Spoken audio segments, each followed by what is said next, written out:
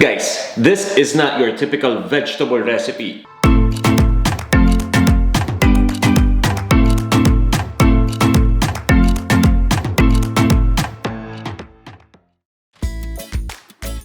Bakit kamo? Eto na, tara, umpisahan na natin. Nagpapainit lang muna ako ng mantika. At lulutuin ko muna yung hipon ng bahagya. Ipiprito lang natin. Mga 1 minuto lang bawat side.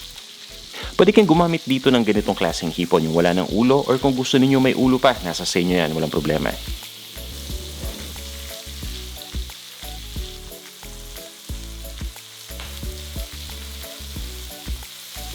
At pagkatapos maluto ay tatanggalin ko lang muna yung mga hipon. Itatabi muna natin. Maya-maya lang ibabalik naman natin ito kapag okay na yung mga gulay. Gamit yung natirang mantika, magigisa lang ako ng sibuyas, ng bawang,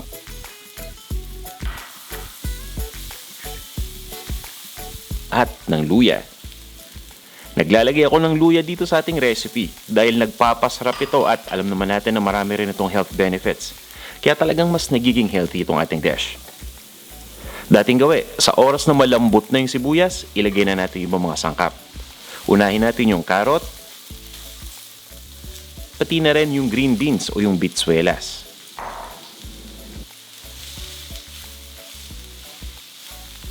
Ilalagay ko na rin yung broccoli. Diba? Napaka-healthy ingredients. At ito naman yung red bell pepper. Haluin lang muna natin.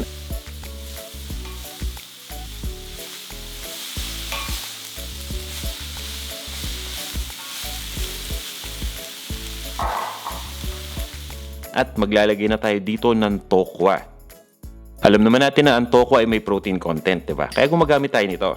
And at the same time, para mas maganda yung texture nitong ating dish, dinip-fry ko muna yung tokwa para may lutong. Pagka deep fry, syempre, papabayaan muna natin na tumulo yung mga mantika. Yan. Guys, ilalagay ko na yung tokwa. Napansin nyo kanina, diba? Maliliit na peraso yung pagkakahiwa. Dahil nga ang bala ko dito ay iprito, kaya to pinirito ko na hanggang sa maging crispy na yung texture. Pag mas maliit kasi yung hiwa, mas madali itong maging crispy. Kalahati lang muna ang ilalagay ko. Ituloy lang natin ang pagluto ng mga 1 hanggang 2 minuto. Habang niluluto yung mga gulay, ipe-prepare ko muna yung gata. Gumagamit ako ng Knorr ginataang gulay recipe mix. Pinagsasama ko lang ito sa 1.5 cup ng tubig at hinahalo ko lang mabuti hanggang sa ma-dilute na. At pagkatapos ay ibuhos lang natin itong ating gata sa lutuan. Ganyan lang kasimple yan. Pwede kayong maggata kahit saan kayo magpunta. Bit-bitin nyo lang itong 1 pack na to. Ayos na, ayos na.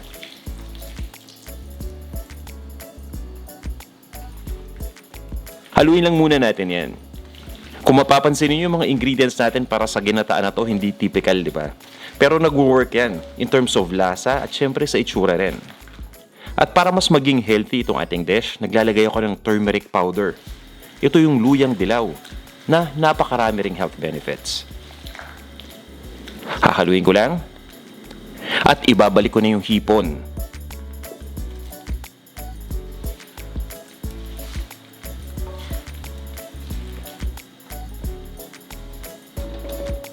Takpan lang muna natin itong ating lutuan at ituloy lang natin ang pagluto ng mga 5 hanggang 7 minuto.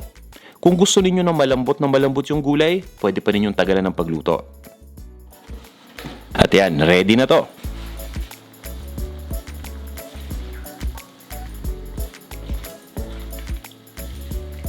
Titimplahan ko lang. Maglalagay lang ako dito ng ground black pepper at ng asin.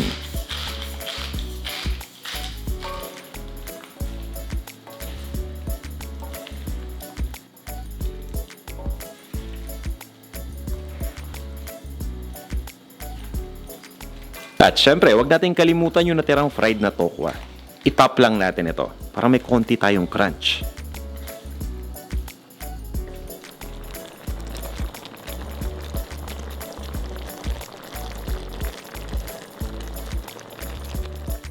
Ito na ang ating not so typical na ginataang gulay na okay naman.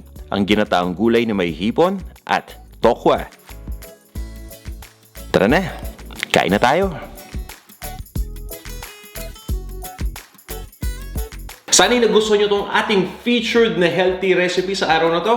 At subukan nyo sana nang sa ganun ay matikman nyo kung gaano rin ito kasarap. Maraming salamat sa walang sawang pagtangkilik sa panlasang Pinoy. Kung hindi ka pa nagsasubscribe o nagpa-follow, iniimbitahan ko kayo na mag-subscribe sa ating YouTube channel at mag-follow sa Instagram at sa Facebook. Magkita-kita tayo sa ating mga susunod pang videos. Hanggang sa muli!